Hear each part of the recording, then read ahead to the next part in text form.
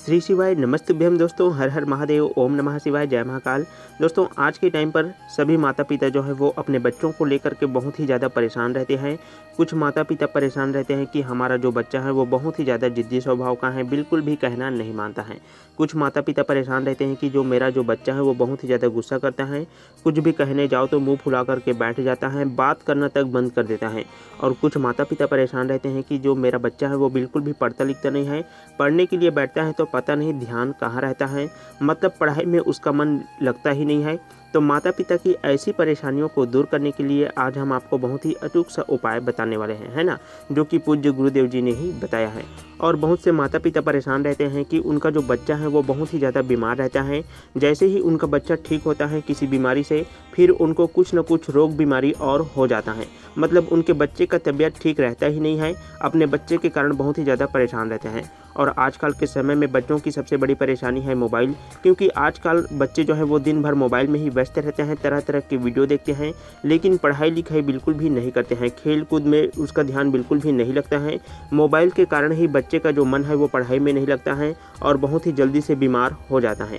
अगर हमने जो भी समस्याएं आपको बताई हैं दोस्तों, उनमें से कोई भी समस्या आपको हो रही है या आपके बच्चे को कुछ न कुछ परेशानी लगी ही रहती है, तो पूज्य गुरुदेव जी की कथा को सुन करके इस वीडियो में हमने बच्चों को सुधारने का बहुत ही अचूक सा उपाय बताया है, जिसे करके आप अपने बच्चों का मानसिक और शारीरिक तौर पर सुधार कर सकते हैं। इसके लिए आपको पूज्य गुरुदेव जी का ही उपाय करना है। आप इस वीडियो को बहुत ही ध्यान से सुनिएगा और जैसे ही आपको समझ में आ जाता है कि उपाय को आपको कैसे करना है, उसके बाद में ही आप लोग उपाय को शुरू कीजिएगा, क्योंकि जब आप उपाय को सही तरीके से समझ पाएंगे तभी आप लोग उपाय को सही से विधि पूर्वक कर पाएंगे और उसके बाद ही आपको उपाय का परिणाम सही तरीके से मिलेगा। तो इस वीडियो में हम 3 से 4 उपाय के बारे में बात करेंगे दोस्तों। तो सबसे पहले नंबर का जो उपाय होगा वहाँ होगा आपके बच्चों की गुस्सा को शांत करने वाला उपाय। यदि आपका बच्चा बहुत ही ज़्यादा जिद्दी स्वभाव का है, बिल्कुल भी आपकी बात नहीं मानता है, तो इस पहले नंबर के उपाय को करने के बाद में आपके बच्चे का जो दिमाग है वो शांत हो जाएगा, आपकी बात मानने लगेगा, मतलब बात बात पर वहाँ गुस्सा करना बंद कर देगा। तो बात करते हैं दोस्तों इस पहले नंबर के उपाय को कौन व्यक्ति कर सकते हैं, है ना। तो इस उपाय को घर की जो माता पिता हैं वह अपने बच्चों के लिए आसानी से कर सकता है। माता पिता में से कोई एक को ही इस उपाय को करना है, दोनों को करने की आवश्यकता नहीं है। अब हम बात करते हैं दोस्तों इस उपाय को कौन से दिन में आपको करना है। तो पूज्य गुरुदेव जी ने बताया है कि इस उपाय को आप बुधवार के दिन ही कर सकते हैं, बाकी और किसी भी दिन करते हैं तो इस उपाय का आपको लाभ नहीं मिलेगा। इसीलिए आपको इस बात का ध्यान रखना है कि बुधवार के दिन ही आपको सुबह के समय जितनी जल्दी हो सके आप लोग उपाय को कर सकते हैं। यदि आप किसी कारणवश सुबह के समय जल्दी से उपाय को नहीं कर पाते हैं तो आप सुबह के समय में 10 से 11, 12 बजे तक भी उपाय को करते हैं, तब भी आपको उपाय का लाभ जरूर मिलता है। तो दोस्तों इस उपाय के लिए आपको चाहिए मात्र 5 बेलपत्र। बेलपत्र से ही आपको बच्चों की गुस्सा को शांत करने वाला उपाय करना है। और पूज्य गुरुदेव जी ने बताया है कि इस उपाय को आप अपने घर पर ही कर सकते हैं। यदि आपके घर में शिवलिंग है तो उस जगह पर आप लोग 5 बेलपत्र के उपाय को आसानी से कर सकते हैं। तो यहाँ आपके लिए बहुत ही अच्छी बात है। इस उपाय के लिए आपको 5 बेलपत्र की आवश्यकता पड़ेगी और आप सभी लोग जानते ही होंगे कि बेलपत्र आपको ऐसे लेना है जो कहीं से भी कटा फटा नहीं होना चाहिए, खंडित बेलपत्र नहीं होना चाहिए, बेलपत्र में कहीं पर भी छेद नहीं होना चाहिए। ऐसे ही बेलपत्र से आपको यहाँ उपाय करना है। अब आपको यहाँ पता चल गया दोस्तों कि यहाँ उपाय आपको कब करना है, किस समय करना है और कौन से व्यक्ति यहाँ उपाय कर सकता है। अब हम समझते हैं कि उपाय को करने की विधि क्या है ना। तो सबसे पहले आपको बेलपत्र मंगलवार के दिन सुबह के समय स्नान करके तोड़ लेना है, या कहीं से भी आप लोग खरीद करके भी ला सकते हैं। जैसे ही आप 5 बेलपत्र की व्यवस्था कर लेते हैं मंगलवार के दिन, उसके बाद में अब आपको शाम के समय जब आपका बच्चा रात्रि में सो जाता है तब आपको उन 5 बेलपत्र को उसके हाथों से टच करा देना है ना। और मन ही मन आपको भगवान भोलेनाथ जी से प्रार्थना करना है कि मेरा जो बच्चा है वो बहुत ही ज़्यादा जिद्दी स्वभाव का है, बहुत ही ज़्यादा चिड़चिड़ा स्वभाव का है, बिल्कुल भी बात नहीं मानता है, तो उनकी यहाँ सब समस्याएं दूर हो, ऐसा आपको भगवान भोलेनाथ जी से प्रार्थना कर लेना है। और आपको उन 5 बेलपत्र को आपके घर में कहीं पर भी जहाँ पूजा स्थान है वहाँ पर आपको किसी भी थाली में रख देना है और उसके बाद आप रात्रि को सो जाएं। जैसे ही बुधवार के दिन सुबह के समय हो जाता है तब आपको स्नान करने के बाद में आपको उन 5 बेलपत्र को अपने घर के शिवलिंग के पास में लेकर के चले जाना है।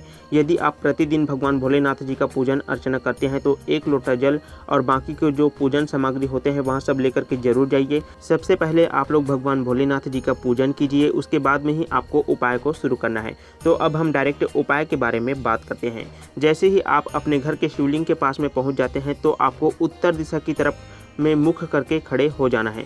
सबसे पहले आपको 1 लोटा जल को भगवान भोलेनाथ जी के शिवलिंग पर श्री शिवाय नमस्तुभ्यम मंत्र का जाप करते हुए धीरे धीरे करके समर्पित कर देना है। उसके बाद में आपको 5 बेलपत्र को शिवलिंग के ऊपर में माता उमा के नाम से आपको समर्पित कर देना है। ध्यान आपको इस बात का रखना है दोस्तों कि बेलपत्र को समर्पित करते समय आपको माता उमा का ही नाम लेना है, बाकी और किसी भी मंत्र का जाप नहीं करना है। माता उमा का नाम स्मरण करके आपको 5 बेलपत्र को एक एक करके शिवलिंग के ऊपर में समर्पित कर देना है। उसके बाद में आपको शिवलिंग के पास में हाथ जोड़कर बैठ जाना है और आपको भगवान भोलेनाथ जी से प्रार्थना करना है कि आपका जो बच्चा है वो जल्दी से जल्दी सुधर जाए। तो इस प्रकार से दोस्तों यहाँ उपाय संपन्न हो जाता है ना।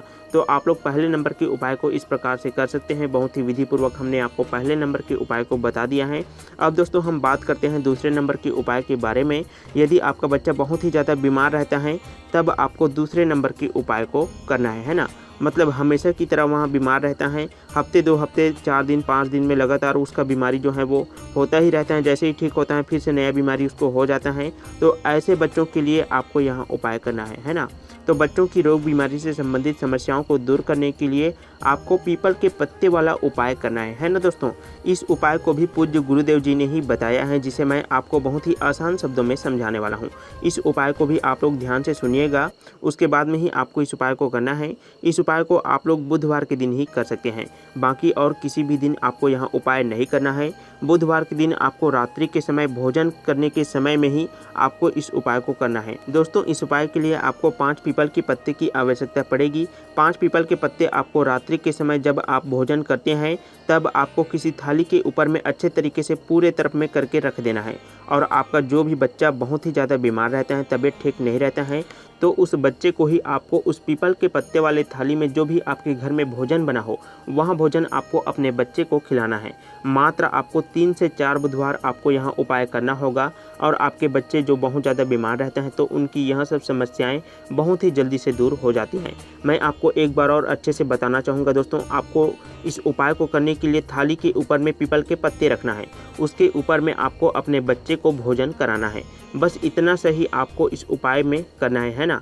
और आपके बच्चे की रोग बीमारी से संबंधित जो भी समस्याएं हैं वो बहुत ही जल्दी से दूर हो जाता है। अब दोस्तों हम तीसरे नंबर के उपाय के बारे में बात करते हैं। और यहाँ उपाय उन बच्चों के लिए है जो बच्चे आपकी बातें बिल्कुल भी नहीं मानता है।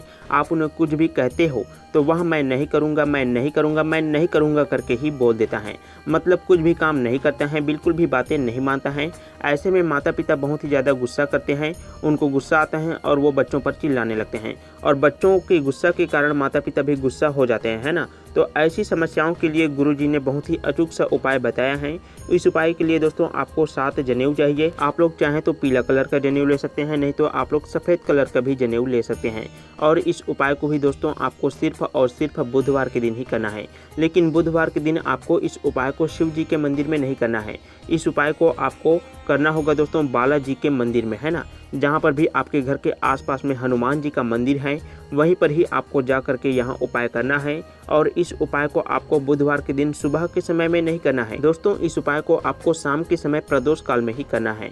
बुधवार के दिन आप जैसे ही 7 जनेऊ की व्यवस्था कर लेते हैं, उसके बाद में आपको शाम के समय में 7 जनेऊ और सरसों के तेल का दीपक या फिर घी का दीपक आपको ले करके बालाजी के मंदिर में या हनुमान जी के मंदिर में चले जाना है। और दीपक आपको गोल बत्ती वाला ही जलाना है। इस बात का भी आप लोग ध्यान रखिएगा, क्योंकि जितने भी देवताओं की पूजा होती है उसमें गोल बत्ती के दीपक का ही उपयोग किया जाता है। और जितने भी देवियों की पूजा होती है उसमें लंबी बत्ती वाला दीपक ही लगाया जाता है।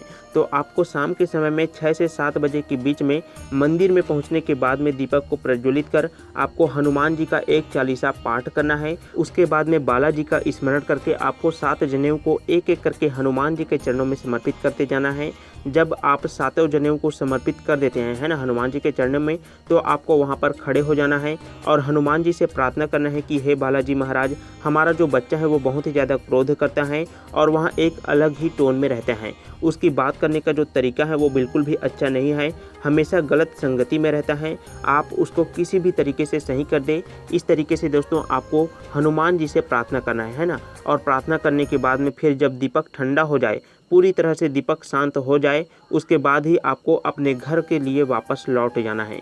यहाँ 7 जनेऊ का उपाय आपको सिर्फ और सिर्फ बुधवार के दिन ही करना है दोस्तों, और शाम के टाइम पर ही इस उपाय को किया जाता है। जो भी व्यक्ति 2 से 3 बुधवार बजरंगबली के मंदिर में या फिर बालाजी के मंदिर में यहाँ उपाय कर लेता है, उसके बच्चे का दिमाग बहुत ही जल्दी से तेज होने लगता है और वहाँ गलत संगति से तो बहुत ही जल्दी से दूर हो जाता है। तो दोस्तों यहाँ पर हमने 3 उपाय को बहुत ही विधिपूर्वक और विस्तार से अच्छे तरीके से समझा दिया है। यदि आपको कोई भी बात समझ में नहीं आता है तो आप लोग कमेंट करके एकदम आसानी से पूछ सकते हैं, हम आपके कमेंट का रिप्लाई जरूर देंगे। बाकी दोस्तों आप लोग भगवान भोलेनाथ जी का कोई सा भी प्यारा नाम कमेंट बॉक्स में ज़रूर कीजिए, है ना, लिखिए, इससे भी आपको बहुत ही लाभ मिलेगा। तो दोस्तों आप सभी को श्री शिवाय नमस्तुभ्यम, हर हर महादेव, ओम नमः शिवाय, जय महाकाल।